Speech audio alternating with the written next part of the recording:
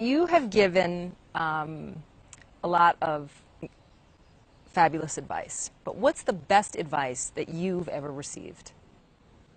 Well, I received it in a variety of forms, particularly from my father when I was very young. But I mean, he basically, I think, taught me how to live. Not that I did it perfectly or anything like that, but I mean, he was giving me lessons, but he wasn't doing it by preaching to me. He was doing it by example. But basically, well, the biggest lesson, in a sense, I got is the power of unconditional love. I mean, I think there is no power on earth like unconditional love. And I think that if you offer that to your child, I mean, you're 90% of the way home. And there may be days when you don't feel like it. It's not uncritical love.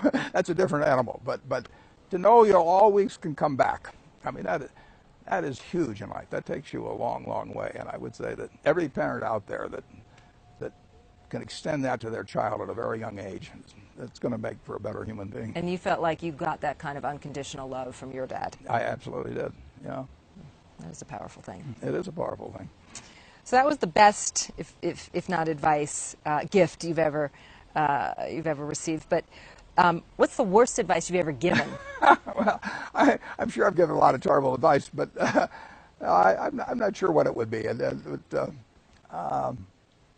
Generally speaking, I've known what good advice is. The fellow you know, Tom Murphy, 40 years ago, said to me one day, he said, "Never forget, Warren, you can tell a guy to go to hell tomorrow. You don't give up the right. So just, keep your mouth shut today and see if you feel the same way tomorrow." That's terrific advice. I don't know how many problems that saved me.